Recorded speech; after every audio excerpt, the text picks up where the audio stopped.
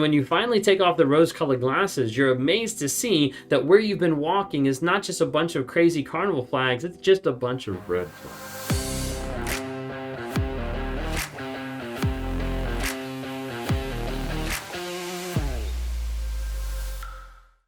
That reality never existed. That person you were with was never there. The reality and the things that you went through weren't built on the same things that you thought they were.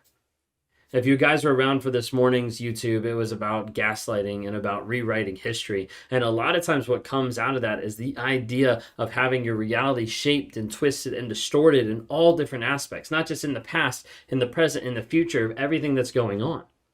Well, normally when people are with a narcissist, they feel duped, right? They feel as they start to realize and they start to understand, it's like the rose-colored glasses come off and they start to realize of what they're seeing around them. They start to realize the red flags and the habits and the actions and the behaviors that frustrate them and that show them, like, wait a second, like, this person did this maliciously. This person did this and hurt me. This person did this and made me feel like it was okay. You see, narcissists are great at being able to put up a facade, be able to put up a mask, and be able to change your perception of what's actually going on. And change your perception so that you actually deal and stick with the abuse even longer. Today we're going to talk about a couple of things, from grooming to baiting to isolating, and also an idea for help you like wake up and kind of see.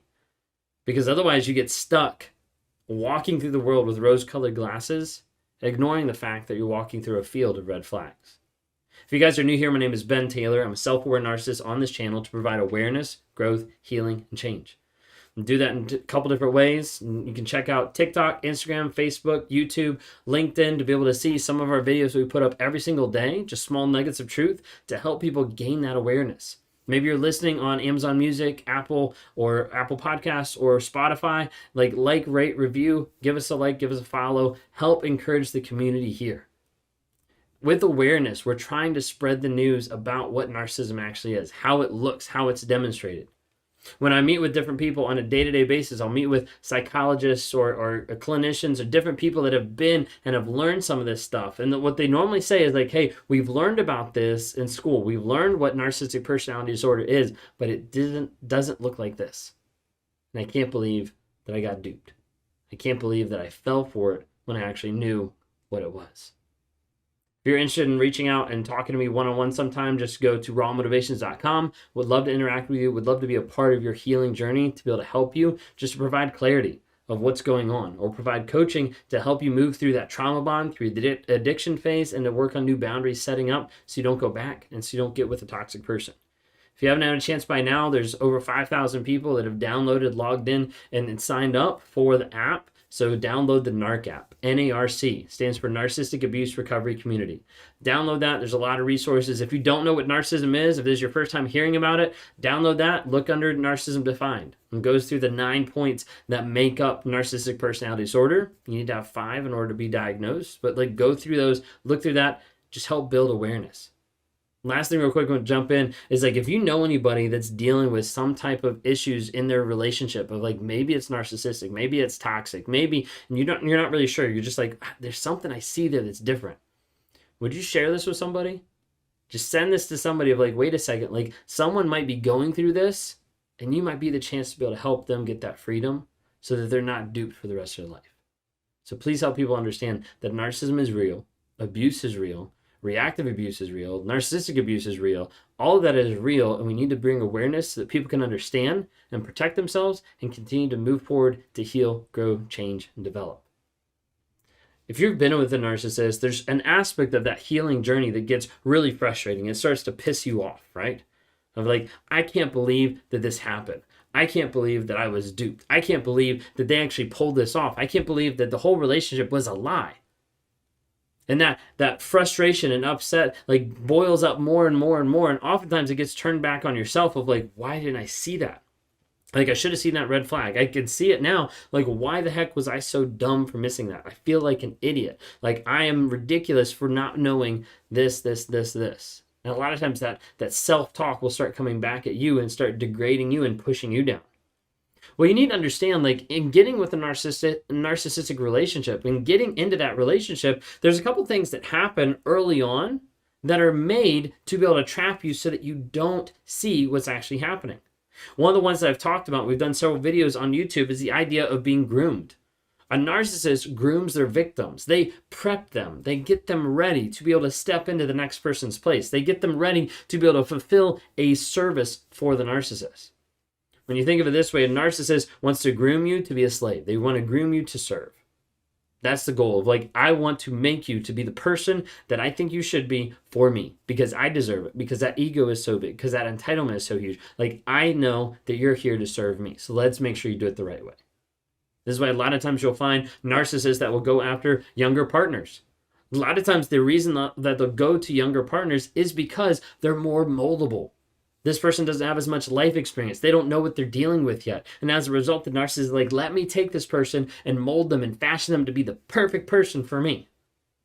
The problem is when they start meeting those attributes of where the narcissist thinks, hey, they'll be perfect, they have to change the goals. And they have to keep moving, or they have to move on to the next person. You see, typically when we're talking about grooming, there's also an aspect of the narcissist bringing in their mask. Bringing in a mask that's going to be able to confuse you and manipulate you and make you think that you're falling in love with the perfect version of yourself or the perfect version of the person that you want them to be. This is why early on they want to get as much information from you so that they can model and make the mask that they're building. The problem is the mask is typically bits and pieces from all the other relationships, and is brought together to be able to make it seem like the most amazing, the most perfect relationship that latches people on with the intermittent reinforcement, with the hope, with the potential, with the cognitive dissonance that puts you in a trauma bond, and you're like, I can't get out. This actually is the best thing. That's because a lot of times in grooming, they'll tell you that I've never been in love like this before. Like, you are the one. Like, no one has ever compared. Or maybe we have so much in common. Maybe they touch on music or movies or politics that later down the road you're like, wait, like you didn't even like that stuff, or your beliefs are completely opposite to mine. And I thought, because they build that mask to be able to get you. A lot of times you'll see narcissists that will groom you by understanding and learning your vulnerabilities. And in their mind, they understand, hey, that vulnerability is a weakness that I can end up exploiting. Or your vulnerability is you were abused as a child, and they're like, oh, I was abused as a child. And then you start realizing, like, hey, like if they were abused that way, I know what I'm missing. Let me fill that for them. And they'll groom you to keep coming back for more and to keep trying to fix them. Narcissists groom in multiple different ways. If you want more information about that, check out the YouTube video I have about narcissists groom their victims. Narcissists also bait and test people. A lot of times you see this early on in the relationship and even throughout the relationship, but early on, it'll have like those small, like snide remarks. Or maybe they'll ghost you and like vanish for a period of time. Maybe the tone will ramp up. Maybe like the topics that you discuss are something that are just like a little off, of like a little too much, maybe passing your boundaries. Maybe there's arguments that pop up. And a lot of times when these different things happen, especially in the baiting aspect, it's like, let me say something and see how you're going to respond. If you don't respond negative, then I'm like, great, that means I can keep doing that. That means you allow it. And if I bait you and you get frustrated and you're like, whoa, like you shouldn't be talking to me that way. Oh, I'm just kidding. Like sorry. And they'll play it off of you overreacting, of just joking, of all these different types of things to bait you to see what you're going to put up with. Sometimes they'll be testing you to see what you'll put up with in any regards. Maybe to see how much abuse you'll put up with. Maybe to see what sexual ventures you'll put up with. Maybe to see what threesome you'll get involved in, because they want to push all the boundaries that you have to try to see what they can do and what they can get from you. Narcissists will groom you to serve, a narcissist will bait you and test you, and a narcissist will isolate you from your friends and family. A lot of times when narcissists isolate, they don't just come out and say, no, you can't spend time with anybody. It's a lot more subtle than that. That's why it's hard to see. That's why it's those rose-colored glasses that you can't see it happen, because sometimes it's the victim mindset of like, what, you're not going to spend time with me? Like, I thought you loved me. Like, you're spending so much time with your family? Like, I thought we were going to spend time together. Like, oh, we were going to do this? Oh, well, I had plans to do this. Or, all different types of things that will kind of mesh together. Sometimes it's where the narcissist wants to spend 24/7 with you and you feel like you're almost like trapped, like you can't get away. And at first it feels great because you're like, wow, we do everything together. And then you realize over a period of time, that's not always healthy. but they'll isolate you from your friends and family. The reason why they isolate you is because they don't want people in your life that can actually breathe truth into what's happening, that can see how toxic this person is being. They can see through some of the BS that they're putting out there. So a lot of times narcissists will end up dividing and conquering. They end up putting small divisions in between you and your friends or you and your family. And a lot of times that's through like backhanded talk of like the relationship is here and they're talking about the relationship to a friend. Or they're talking about something to the family and kind of like putting like small things of like, oh, like, you know, there's just something off. And trying to slowly degrade and devalue you around all the people around you. So whenever that discard or that smear campaign comes up, it's already laid out. The groundwork is already done. So one of the things you need to realize is to wake up and see the rose-colored glasses start to come off. You wake up and see the truth of what's actually happening. The thing is, the narcissist gives you rose-colored glasses when you start off in the relationship. When you start walking with them, you start seeing what looks like a carnival ahead, with lots of flags, with lots of like great shining lights and everything that's going on. And when you finally take off the rose-colored glasses, you're amazed to see that where you've been walking is not just a bunch of crazy carnival flags, it's just a bunch of red flags. And when people feel like this over a period of time, they get really frustrated and they get really mad, rightfully so. Of like, I don't get it. Like, I was duped. And they start putting in that negative self-talk. That's what I mentioned earlier. What I want you to think is a lot of times people will look back on the relationship, especially after they've gotten out of it, and they could be like, how was I so stupid for staying in the relationship?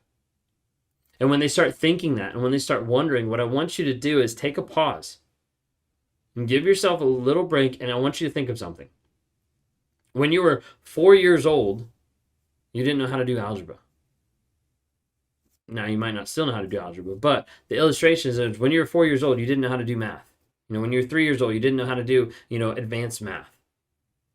When you're looking back on your 4-year-old self, you don't look back and you don't be like, hey, I was so stupid because I didn't know that. I was so dumb. I was an idiot for not seeing this. Like, why was I so dumb with this? You don't, because you didn't have the education. You didn't have the knowledge. You didn't have the awareness of what was actually going on, of what meant this, of what meant this, of 2 + 2 = 4, like whatever it might be. But you don't look at the past and say like, wow, I was really stupid because I didn't know that, because you didn't have that information to start off with. And a lot of times in narcissistic relationships, especially when you get out and you start feeling crazy and you start reminiscing and all this type of stuff, you look back and you're like, oh my gosh, I was such an idiot for not seeing the red flags. And the thing you have to remember is you cannot judge the past based on knowledge you have in the present. Because otherwise, you'll beat yourself up for something you didn't know. And it's not fair to yourself to be able to beat that up. When you think about it too, when you start having that negative self-talk, what I want you to think of is you look at it like, I'm so dumb because I missed that red flag. I'm so stupid because I didn't realize that they were doing this. I'm an idiot for doing this. Take out the actions and realize you're just calling yourself dumb, stupid, and idiot. No one's going to thrive or grow from that type of environment or that type of mentality. So you have to reframe your mindset. You have to rewire the story that's actually happening, base it in truth, and understand that, hey, regardless of what I did, I couldn't have changed it. I didn't know at that point. Now I do. Now I know where I am, and now I can work on that healing, growth, and change. Now I encourage you to do that daily.